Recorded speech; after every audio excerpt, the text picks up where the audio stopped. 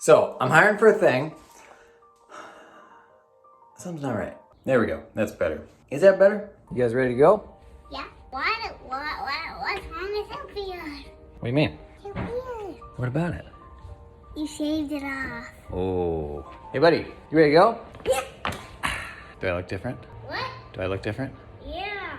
What happened? I don't think down on the bottom you think you Have you seen it anywhere? No, I don't. Okay, why don't you go look for it and I'll help June get ready. What is this? What is this? What? Daddy shaved his beard. That's what you were saying. It's a vacation mustache. Is it wrong that I... Final flight checks. Everybody ready? Oh, Daddy. What? Can we watch a movie in the Oh, car? jeez. You ready, buddy? Yep. You ready, young man? Yappy, yappy, I'm more of a try before you buy kind of guy. Hey, wait about Mama.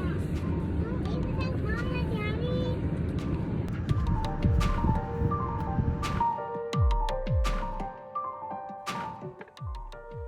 You know what terrifies me most about hiring is not only are you messing with people's livelihoods, hiring is such a massive investment of time. You think about the time that goes into finding people, into interviewing people, not just the person that you hired, but everybody that you hired or everybody that you interviewed along the way to get to that person, onboarding and training that person, how much time they consume from the rest of your team, how inefficient they are in the beginning because they're getting up to speed. And then 6 months down the line, you realize this isn't the right person, or they realize this isn't the right job for me. Try before you buy is kind of objectifying, but wouldn't it be nice? It's like a car lot. Go out and take a whole bunch of accountants for a spin. So instead, we're gonna do something different. We're gonna grab a whole bunch of people, we're gonna work with them, and then you're gonna help me decide who to hire. Check this out, you look all the way up there. It's a lighthouse. One of the things we did last year that I'm most proud of is we started running trial days. Anytime we'd bring somebody into the accounting team, we'd take like our 3 favorites and we'd do a trial day with them.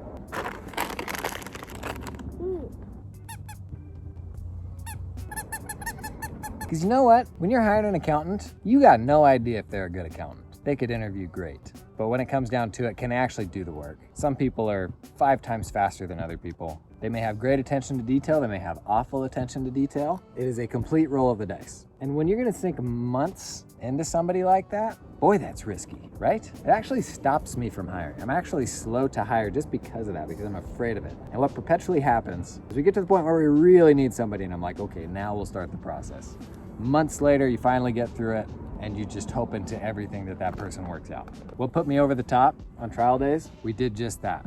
We didn't want to hire, we waited too long. We're excited about the person, they fit the requirements. This is before we were doing trial days. And we literally had to let them go on their first day.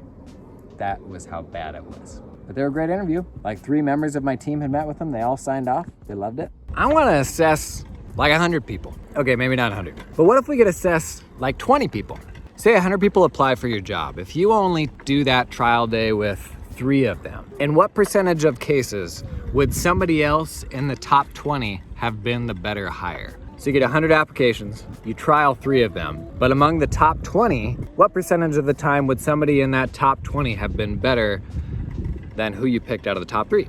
Theoretically, if you could do a trial day with all 20, that'd be better, right? That's kind of what I'm gonna do right now. Now, obviously the time commitment can't be completely absurd, but here's the thing. The day that you stopped being a solo shop, your most important job became finding the right people. There's no problem, there's nothing that you do that there isn't somebody out there who is a better solution than you for, who will do that thing better than you would do it. So the day you made the decision to no longer be solo, you became chief recruiting officer.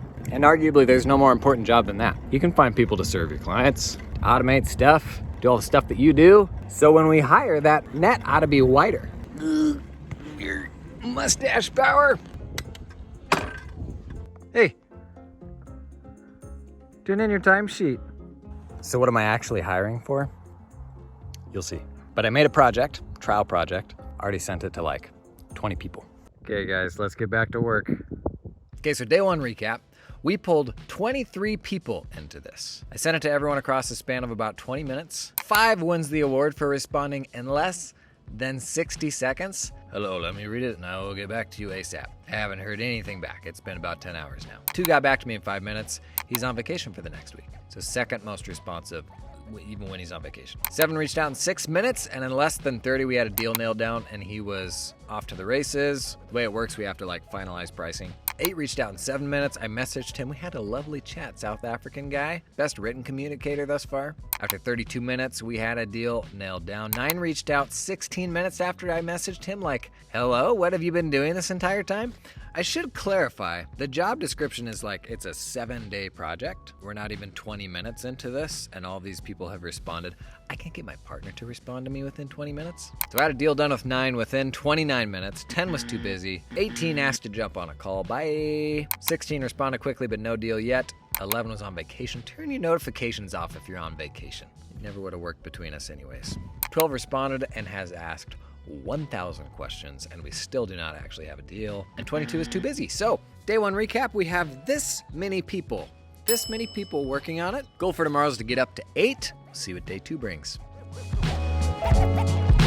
Have you ever talked to somebody that does that? You're on a Zoom with them and they get off the Zoom by closing the laptop lid? Wow.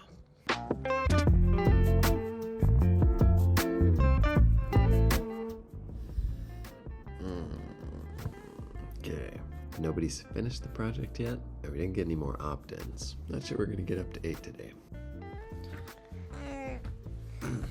Gonna be a mustache kind of morning. Yep, it's a mustache kind of morning, Chris. Daddy, how I had a beard. What if you had a beard? Yeah. All right, you ready to go have some fun? Best part of having an EV, leaving the garage with a full tank every morning.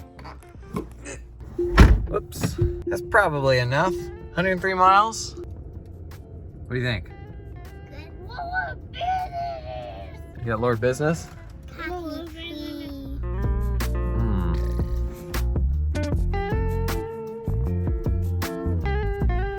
Hey, no walk-ins. Move it along. Okay, so how do you find the people to do the thing? How did I find 23 people? I think the first 13 were on Fiverr, the other 10 were on Upwork. And I maybe cruised through, I don't know, maybe 100, 150 profiles and handpicked those people to reach out to. And to me, it's a great illustration of the power of remote work, of making that pool that you can hire from bigger, as big as it can possibly be. What's the likelihood that somebody that lives within 15 miles of you is the perfect person for you versus worldwide or across the country, right? That's kind of what I've settled on. Definitely trade-offs with remote work, working with people virtually, but the huge upside is the size of the pool. Now on both of those platforms, there's a toggle to only get US people. And in my mind, that's still a lot better than just hiring local. But opening up international, it's a huge unlock. Not something you have to do necessarily, but I think it's a huge opportunity. So if you do open it up international like I did, there's just even more opportunity. The main difference is, what does your hiring process look like when the pool is so big? So Fiverr and Upwork are the big obvious ones. I'm seeing more and more country-specific solutions, like what's called Support Shepherd, I think it is for Philippines hires. They'll go out, they'll find the people, they'll bring the interviews to you. But I think that's more like you committing to that person at that point. What I really like about Upwork and Fiverr is I can work with a whole bunch of people on contract. It's much lower risk for me. And then I'm not going all in on one person, which is kind of what I'm trying to avoid. If you're skeptical, a little later I'm gonna run through how you could do that for an accounting hire, what that would look like for a tax hire, kind of soup to nuts how to do that. Goodness gracious.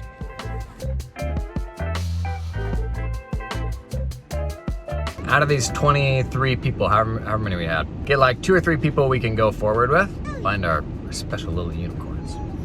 It's gonna happen, we're gonna find them. It's not looking good, I don't know that we're gonna find them. We'll see where we're at the end of the day though. I hope it's candy. I just saw a guy with an awesome mustache and a cowboy hat. We walked by, we made eye contact. I kind of gave him like one of those knowing nods. He nodded back. Daddy, got you.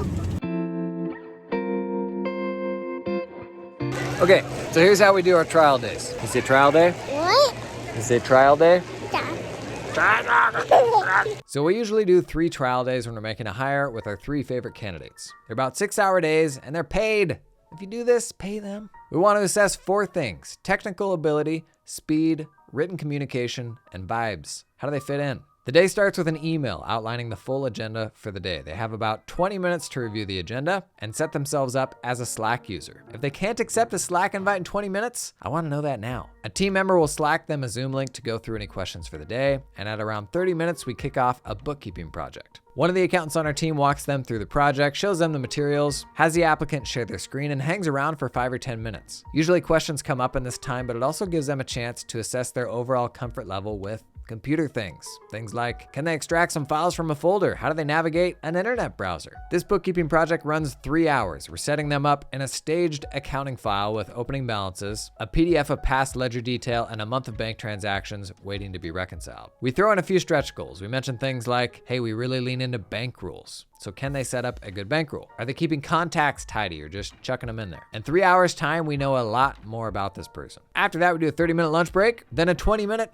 topical discussion with the team. This is the vibe check. So a few days before the trial, we send them something topical, a blog post to read, a clip from a podcast. Then 4 of us get together and discuss. Next, they review an accounting file. So we give them PDF financials and work papers and tell them it's a junior preparer and to write your review notes accordingly. Last, we have them deliver a set of financials over video. So spooky. We give them 40 minutes. They have to install the Loom extension and record a 2-minute explainer. Do they call out interesting things in the financials? Do they know what they're actually looking at? How energized were they by the process in the first place? Last, everybody involved in the trial days, about 3 or 4 people will meet to fill out a recap and share their thoughts. Oh, that was a fun little sequence, wasn't it? Hey, been doing some trial days recently with cloud practice management systems. And can I just air a grievance here? My firm is more than just projects. It's a lot. Let's be real. Your firm is clients, it's projects, it's files. What else? I got time and billing, reporting. I don't want to manage all that stuff in different places. That's a nightmare. Can I just do that in one place? Oh, baby, let me tell you, Firm 360, it's got everything. It's got it all right in there. I want you to do something for me. Look to your right, look to your left. That's 180. Firm 360, the whole 360, all the way around. Let me tell you another thing. Okay, nerd alert. They got Zapier connectors. Oh, baby, do they have Zapier connectors. For managing clients, for managing projects. This isn't your basic token Zapier connector. You can create projects. You can manage your clients, that's fine. You can search for projects, create a recurring project. It is exactly the type of Zapier connector I've been saying we need from practice management systems. So many things you could automate with it on top of having all of your stuff in one place. It's almost like a firm, like a 540, like 360 almost isn't even enough. We can talk about that more another time, but you just want to stick with the 3, that's fine. Let's just stick with the 360. So if you're tired of managing your firm in a whole bunch of different places, take a little look at the link under the video here. Take Firm 360 for a spin. Buddy, look, deal. Did you get my email? Recap time, day 3. Okay, 1 sent me an idea that was a really good idea, but we never actually agreed on a price, so I actually have no idea what's happening. 9 asked a couple good questions. Then 1 sent me like a half-done version with a couple questions, and it was not looking good. But at least now I know he's working on it, even without like an agreed upon price, so there's that. Had some back and forth with 16. I think he's working on it, but again, we never actually nailed down a price. So we picked up 2 people today. 3 yesterday, 2 more today. We're up to 5. It's not 8. Upwork, it's kind of interesting. My experience, Upwork feels more like worky. Like I wouldn't be surprised if more of those folks weren't working over the weekend. It's set up more for longer term gigs, whereas Fiverr feels a little more transactional. But we'll see, it's still early. Tomorrow's Monday. Goal in the end, I would love to get like 10 or 12 of these back. So tomorrow, we're gonna look at what I'm hiring for and how I built out the test project. I could do something similar.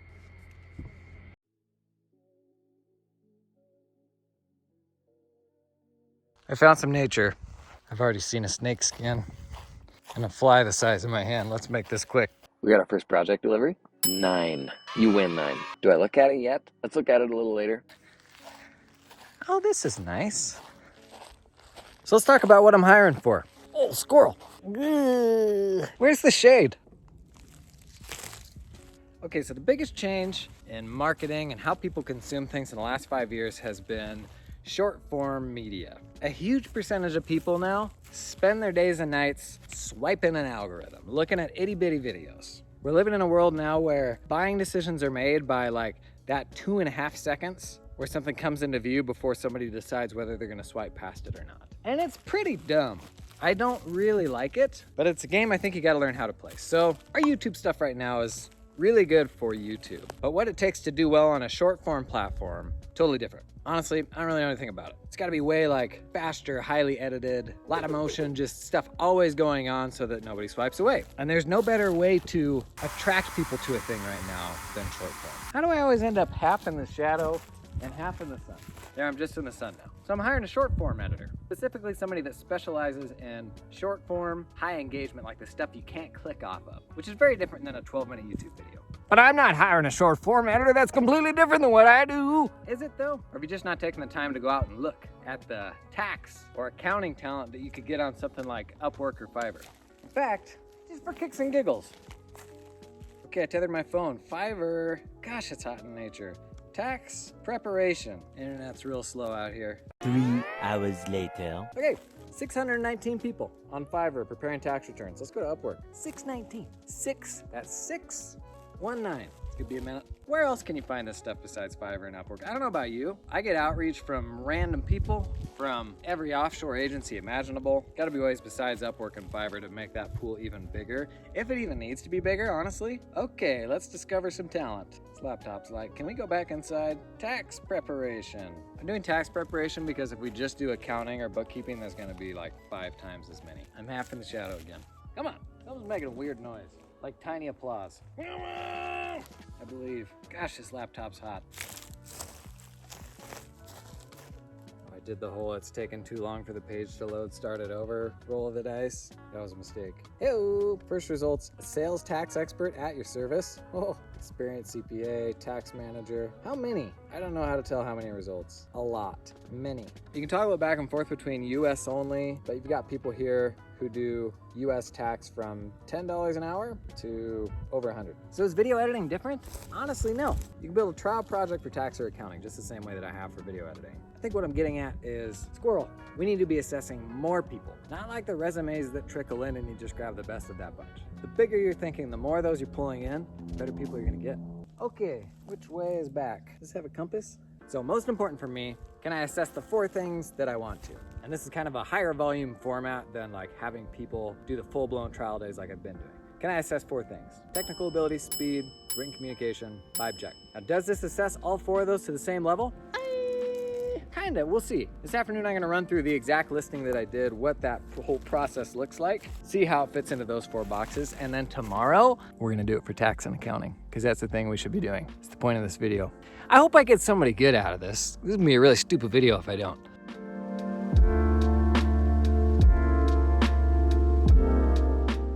Okay, let's celebrate day 3 by watching the first 2 videos we've gotten back. Do they stink? Are they any good? Has this been worthwhile? But first, a little palate cleanser, because the project we sent out was to do a portrait style social video for this NFT game video we did. And we actually already did a short social kind of promo for it. So as a kind of palate cleanser, let's watch first the one that we already did. You down with NFTs? Yeah, you know me. It's Matt Metris. We're playing NFT video games. What's this one called? This one is called DeFi Kingdoms, the home of the highest quality graphics you will see in an NFT video game. Oh. Very on brand. So we use these right now on Twitter to get people to go out to YouTube. But they're obviously not portrait, so we can't throw them out on YouTube Shorts or TikTok or anything like that to promote the video. And making a video for TikTok is really a totally different thing. Like, it has to be mega optimized for engagement, tons of movement, like never a dull moment. And that's what we want to do, is find somebody that can help us with just that. So here's the very first one we got back. Okay, this one's by 9. So the goal today, let's generate as many taxable events captions as possible. Okay. DeFi Kingdoms. And here is our first taxable transaction. Which is going to be another taxable event. And this will be our 3rd taxable transaction. Number 5, number 6, where we would buy our heroes or sell a hero. And then we got 165. My taxable event to pay the gas fee, authorizing my wallet to interact with this item, Gaia's Tears, on this particular asset. But what that Later. This almost takes all the aspects of a video game that are fun and makes it transactional. Well, how exciting was that? So I feel like the whole joke is me being bored by everything Matt's saying. It's all right. It's not amazing. Are most people gonna watch something like this? I don't actually know that they will. We could probably pretty up the captions a little better. It's not terrible, it's not amazing. It's somewhere in the middle. Okay, this one's by 1. Oh, we got some bouncy captions. You're looking at sort of world overview of DeFi Kingdoms, Jason. On a quest. Okay, more motion right away. Click on our Fisher Tom, and we'll start a quest. Brian Clout. Oh, this is a busy boy. Here's our first taxable transaction. So this is saying we need to pay a gas fee of okay. 0.9. This is oh, the whooshes. This is more like what I'm looking for with a lot of motion. Are we fishing for fish? You fish, sometimes eggs, sometimes other random things that come out of the lake here, and that'll just go into my bucket of bloatfish or silverfish or whatever. And those are sort of interchangeable. They're fungible. Kind of a weird way to end it on that like statement from Matt. The motion was a lot better than the other one though. Man, I really don't like the style of the captions, like the bouncy thing. It's just hard to read. Can do without the whooshing sound effects, but like this is just the sort of like cracked out, everything has to change every 1 or 2 seconds that you need for super short form stuff. I think this one is closer. I think maybe with some revisions, going back and forth a little more, this could work. Ooh, so I don't know. We're kind of middle of the road with this one too, but there's a little more promise here. So hiring on Fiverr and Upwork look a little different. Fiverr is basically like an index of people. Why are you walking your scooter? Legs are tired. Your shoes are on the wrong feet. Oh, So Fiverr is essentially just sending messages to a whole bunch of people. They've got jobs out there like gigs, but almost all of them say message me first before buying. So I've basically just got a template. Here's what I want to do. And I sent it to a whole bunch of people. Upwork's a little different. It's actually kind of nice. You create a job and then invite a bunch of people to that job. So rather than sending it to a bunch of different people, you're pointing a bunch of people to a single thing. It's especially nice when you need to update or change the thing because you're like, oh shoot, I forgot this or that. So my listing was like, here's what I'm looking for. Here's a couple examples and a few requirements. So I define the hook. That's the first like 2 or 3 seconds. It's the most important part of the video. And a couple other clips from the full video that I wanted to be included.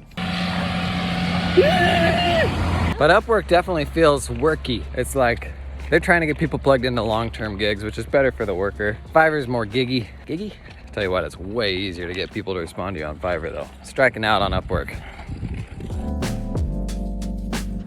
You guys are gonna love these open concept offices. I'm back home. Was this day 4? Oh, traveling with kids, they never tell you, just... Okay, let's go. Okay.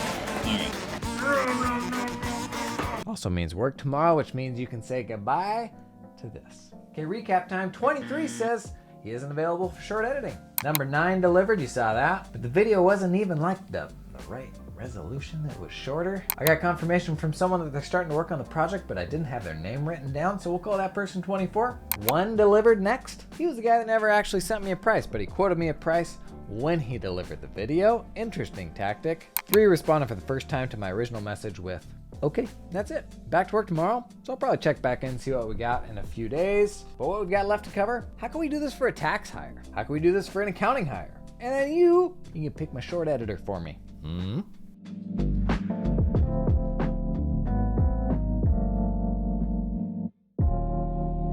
Welcome in to day 9 of hire me an editor and grow a mustache and then shave it off because you got to go back to the office challenge. If I was concerned on day 5 about the level of talent, I'm almost concerned the other end of the spectrum on day 9. I've gotten so much good stuff back that I'm going to show you. Oh boy, am I excited.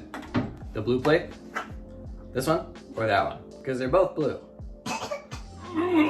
How can we hire a tax person this way? Build your own trial project? How can we hire an accounting person? Well, what are the lessons I'm learning along the way? And tomorrow, I think let's look at how do you pull your team in to manage the process of like culling through all of these people and at least like finding your like top 5 or top 10 or something like that.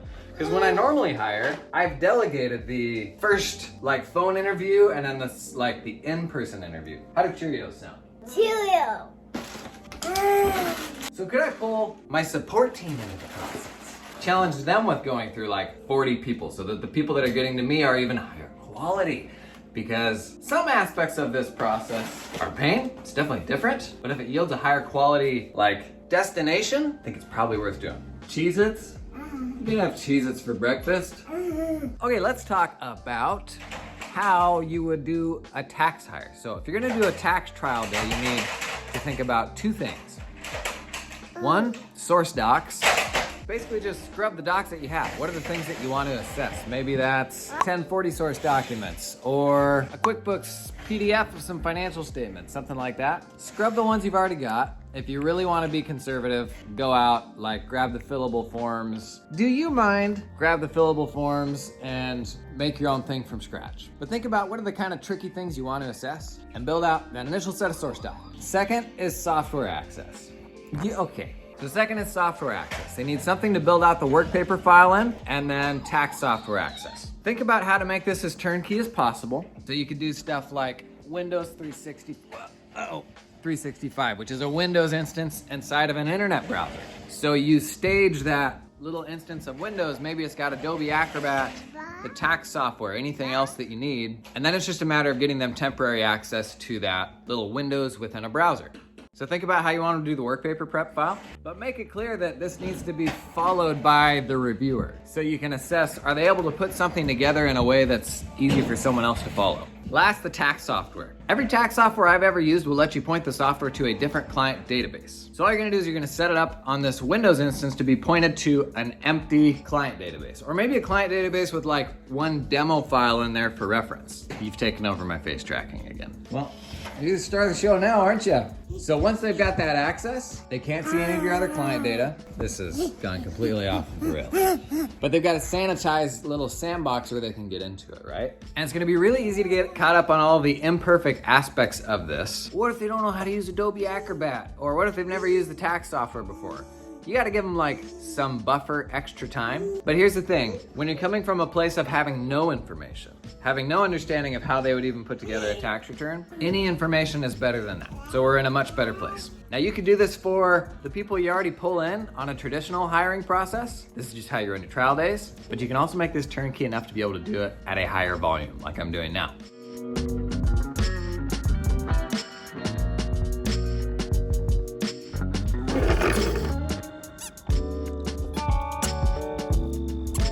So could you do the same with an accounting trial? Absolutely. So think about your source docs and think about your software. Can I help you? No. No? There you go. So your source docs, maybe like a bank download, month's transactions, something like that. Some bank statements, maybe a couple dodgy emails from the client. And then your software is just staging an online accounting system for them. So stage a QuickBooks file or a Xero file with all the accounts you want. This is how I usually do it. It's a new file, but I'll give them PDFs of ledger detail to help with categorization. So are they referring back to the old GL detail for how to categorize certain things? That's probably the most time-consuming part of it, is staging those accounting files. But figure out how to do it, get real explicit about all those steps, and then it's something that anybody can do for you. But for example, say you're gonna trial 10 people, have somebody take the time to stage those 10 files. The source docs are the same for everybody. Put a few kind of little like gotchas in there of common things that people will mess up that you want to assess for. And that is a way more informed way of making hiring decisions. Just think about how much more you know about that person now. Okay, day 9, recap. Oh, how things have changed. So I teased a little earlier that I was trying something different. What I did, I went out and hired 6 more editors, but they're a combination of more premium editors and also a couple agencies. And originally I wasn't gonna do that, but then I thought if we're gonna benchmark kind of everything against everything else, why not? And there's some parallels to accounting and tax outsourcing here too, because you can outsource to a person, like another member of your team that you're responsible for training and all that, or you can outsource to a group that manages all that for you, where what you're buying is the deliverable. You're not paying for the person, you're paying for that month-end close or that tax return. So I figured why not do the same here? And I already got the first one of these back. So this guy's actually number 30, tied for the highest dollar amount one I've done, and arguably the best reviewed editor on Fiverr for this sort of thing. Loads of reviews. Let's take a look. DeFi Kingdoms, the home of the highest quality graphics you will see in an NFT video game. So the goal today, let's generate as many Looking professional. Good captions. Pretty much everything you see here is going to come with taxable consequences. Let's do it. Good layout. Let's go fishing. Oh, wow. We'll click on our Fisher Tom and we'll start a quest and we'll pick Brian Cloudstream, one of our NFTs. Not much happening. Sounds like one of our own guys. Is that This an is NFT? Yep, this is one of our NFTs that I previously have purchased. And here is our first first taxable transaction. So you had to pay to fish? Is Had that to what just pay about a happened? penny to fish, yeah. The quest is still ongoing? We're ready to complete it, Oh, we're ready to complete, okay. which is going to be another taxable event. Music is. So we complete the quest. It's got to get recorded to the blockchain, so we get another pop-up here. This time it's costing us twice as much as before, 0.171. Confirm that. So we just disposed of some more cryptocurrency. So we had to pay gas twice for that quest? Yup, you pay gas to start it, you pay gas to end it. I'm bored. So that's kind of what I was afraid of, is like normal people that are going to Fiverr to hire editors are looking for something different than what I'm looking for. And that was a very polished, well done, professional version of what that video was. But in what I've asked for, it's a super high retention format. So it's motion every couple of seconds. It's a lot of cropping and panning across the footage, because for short form, you have to do that for retention. Like it's gotta be cracked out, otherwise people are swiping off. Like that's just the reality of short form right now.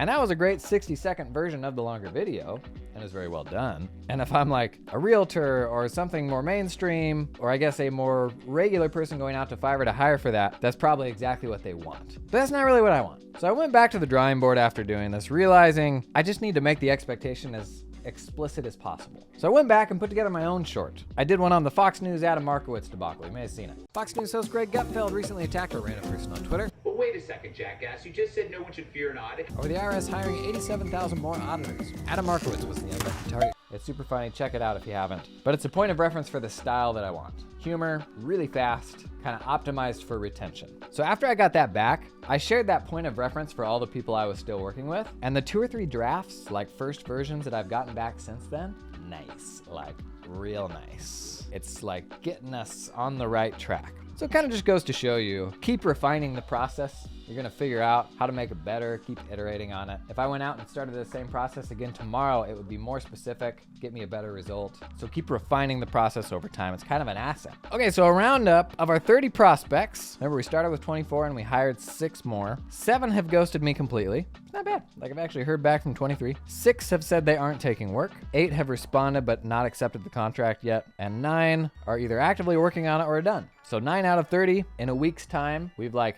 agreed to terms and started working. I think that's the nature of this. If you think about it, I'm coming to them with a job to do with very specific expectations. Inevitably, it's not gonna be for everybody. But like getting a third of those people that you reach out to, who are all good prospects because you've looked at their experience and all that and decided that could be a fit, that's not bad. Like doing a trial with a third of them, I feel pretty good about that. Now the next like 2 or 3 I'm getting back, we've done first and second revisions on some of them, looking real nice. Like I am feeling confident right now. Oh, Mrs. is out of town, so it's just me and the boys. I'm not coffee at night, you're coffee at night. People always make jokes about my hair. We've reached an all-time low level of effort with this video. Sometimes I'll joke, it was just like that when I got out of bed. It was like this, well, it was better than this when I got out of bed. I chased a 1 and a 3-year-old around all day, and here we are. So this whole hair and makeup, trying too hard, you can just... Man time. Oh yeah, there it is. Check out this new camera I got. I just took it on a vlog to ZeroCon. It was awesome. DJI Pocket 2. A camera that's a good studio camera is not the same as the camera that's a good like running around vlogging camera. So how do you get your support team in on this process? I think a helpful analogy is how you enable a support team in a traditional hiring process. What I do, I dictate the listing myself, everything that's in that listing, but then my team does the first pass through all the applications. They cut that list down to a number of phone interviews. So the resumes that are passable, they reach out to them over the phone to see how communication is. And we do this with a lot of people. When it comes to hiring accountants, I feel like a resume is only so helpful because you don't know what their soft skills look like. Reality is you don't have any idea what their hard skills are like. But with a phone interview, at least we can assess soft skills. But I don't do that. We do those phone interviews with a bunch of people. That's kind of the first round. And then depending on the position, either I get involved in the first live interview, or in some cases my team does the first live interview and I just do the second interview. But hiring off a marketplace, what does this look like? Well, just like with traditional hiring, you need to be responsible for what exactly that trial project is. What does that look like? How are the expectations set? But from there, you can task your team with going out and reaching out to the people who look most qualified. Now think of maybe the first or second interview as the trial project. You're gonna throw this at a decent number of people, and then your team's gonna collect all the results. You're gonna have some sort of grading system, and then what comes back to you is the highest performers. Now, the thing you're gonna have to push back against over and over and over again but this is so much time. Yeah. But there's literally nothing more time consuming than making the wrong hire, than getting 12 months into it, or 6 months into it, or a week into it, after you poured all that effort and training into that person only to learn then they're not qualified enough. They're not a good culture fit. There is no bigger problem for you right now than simply finding the right person. So if you can delegate 80% of finding the right person, now we're talking, right? That's a huge unlock. Wouldn't you say? Oh, yeah? Glad we're on the same page. Now, early days, you're gonna have to be more involved in the process, refining exactly what that trial project looks like. You're gonna learn some things, keep refining it. But this is an asset that your firm is building. The more you do it, the better it's gonna get. And even better, it's something you can pull your team in on. Okay, buddy. Can you drive over to the Honda? I'm waiting for my hat to come. Oh, waiting for your hat to come? You're welcome. So if this whole video you've been thinking, boy, building a funnel that big sounds like a lot of work, hire somebody to build that funnel. Hire somebody to manage that funnel for you. Heck, you can go out to Upwork and hire somebody to oversee this process for you. Doesn't need to be you. Special deliveries. You know, the more I've done this, the more I've realized this is a test for the editors as much as it's a test for me and my ability to be clear. What I'm asking for has evolved so much from the beginning of this project to the end of this project. And I've only learned those things by seeing all the ways that it could be misunderstood. If I did this again tomorrow, it would be so much more targeted, more concise, more clear. And how valuable is that? To be able to get to what you want faster when you're hiring. That's a lot, but we got to 10 deliveries in total. That's pretty good. Now, 2 notable ones I want you to see. This is 8. So the goal today, let's generate as many taxable events as possible. What did you call this? A DeFi what? DeFi kingdoms, DeFi platform, A DeFi platform. exchange, pretty much DeFi. That's another goes bouncy in front of boy. everything. Let's do it. Dazzle me. All right, you want to go on a quest? Please. So we had to pay gas twice for that quest? Yep, You gotta pay move the gas captions, to start but it, that's you easy. pay gas to end it. And this will be our third taxable transaction as here's our results. So we got 1 iron scale, Sick. 1 lantern eye, Oh. and 2 bloaters at 91 Bloaters. XP. So we Oh. can see, here's all the junk that I fished out of that lake previously. Okay, so we battled 5 times. We won gambled 3? 5 times, and we won 3. That's not Oh bad. yeah. Craft an enhancement stone. We're making some kind of enhancement stone flows for when we read so our well. NFTs. Ooh. Ooh, we have everything here. When we make sweet, hot NFT babies. NFT babies, man. What did he say?